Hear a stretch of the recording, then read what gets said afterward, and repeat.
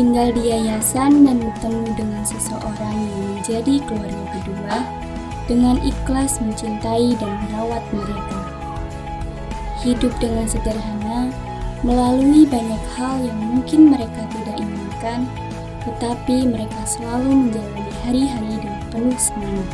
Hafiz, Johan, Zizan, dan Royan adalah anak-anak yang tinggal di Yayasan Sarifudin. Mereka menjadi sahabat sejak masuk di yayasan ini.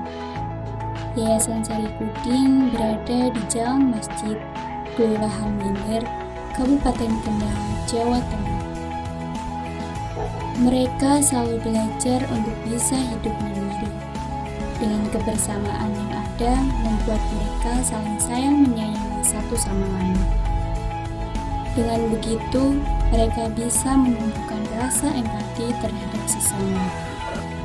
Kini, Hafiz dan Johan duduk di bangku kelas 3 SD. Zizan duduk di bangku kelas 4 SD, dan Royan duduk di bangku kelas 5 SD. Walaupun umur mereka terpaut jauh, tetapi mereka saling menyayangi satu sama lain dan menganggap sebagai keluarga sendiri.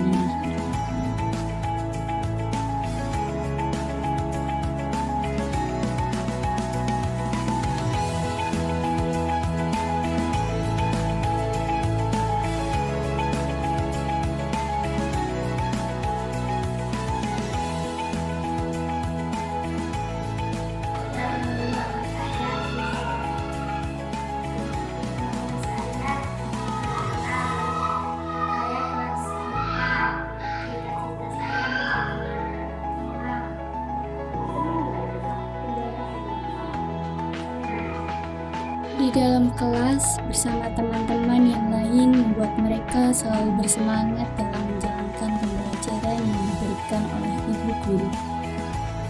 Seperti menggambar, membaca, menulis, semua mereka lakukan dengan penuh antusias. Nama saya Lutfiana Nur Anissa, umur saya 27 tahun. Saya wali kelas 3 SD Islam Sarifudin Kendal. Untuk kelas 3 jumlah siswa ada 20, 13 laki-laki dan 7 perempuan.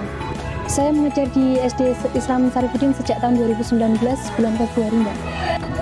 Sebenarnya memilih mengajar sekolah ini karena mungkin jawaban dari doa-doa saya. Dulu saya pernah mengajar sebelumnya di SD negeri, itu dari tahun 2014 G. Kemudian selama mengajar kayak ada yang kurang gitu, terus saya tuh pernah berdoa, berikan pekerjaan yang bisa mendekatkan saya sama Allah. Alhamdulillah di sini nggak cuman sebagai karyawan tuh nggak cuman kita bertugas kayak ngajar tuh enggak, tapi ada kayak kajian-kajian setiap minggu, itu sangat berdampak untuk kedekatan kita sama Allah sih, Mbak.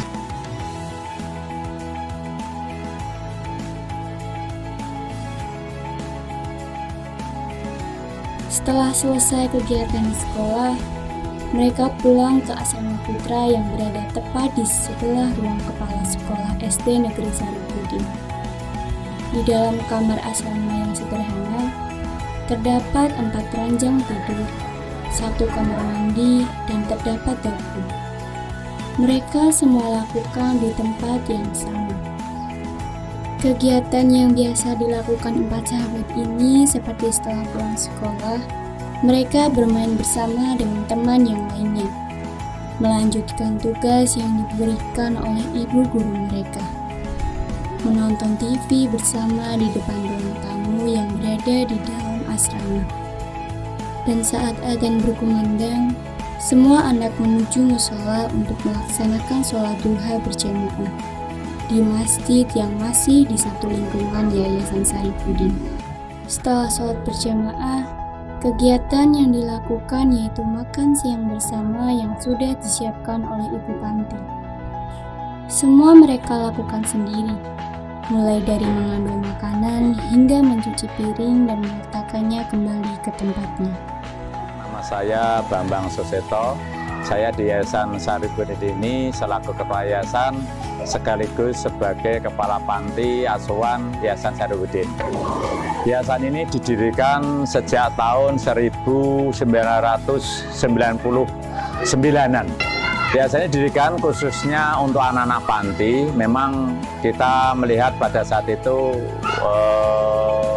di daerah sekitar ini ada banyak kekurangan secara ekonomi, maka ingin membantu anak-anak yang secara ekonomi, khususnya anak yatim atau piatu, kita bantu supaya ya masa depannya lebih baik begitu. Di panti ini ada 28 anak panti dalam dan ada 10 anak panti luar. Maksudnya panti dalam itu anak-anak yang 20 anak itu betul-betul berdomisili, bertempat tinggal di panti 24 jam. Artinya dari berangkat sekolah, pulang sekolah semua di panti. Sedang yang 10 anak yang panti luar maksudnya adalah anak-anak ini masih bertempat tinggal bersama orang tuanya atau orang yang dipercaya. Kita hanya membantu mensubsidi biaya pendidikannya. Sebenarnya sejak umur 6 tahun, 7 tahun tidak masalah. Selama anak ini sudah bisa secara sudah bisa mandiri. Memang khusus untuk anak bayi belum bisa menerima karena kita keterbatasan SDM tenaga sehingga belum bisa menerima anak bayi. Kami mendidik, membimbing anak-anak yang tidak mampu, khususnya anak panti. Untuknya untuk panti yaitu anak yatim, piatu atau orang tidak mampu, tentu yang pertama juga ingin mendidik secara akhlak biar menjadi anak yang soleh, solehah, kemudian masa depannya lebih baik sehingga dia bisa mengangkat perekonomian keluarganya. Baiknya kita selalu bersyukur masih diberi kasih sayang orang tua. Tidak semua anak bisa merasakan. Jika kita merasa tidak puas dengan kehidupan kita, ingatlah, banyak yang di luar sana yang memiliki nasib tidak seberuntung kita semua.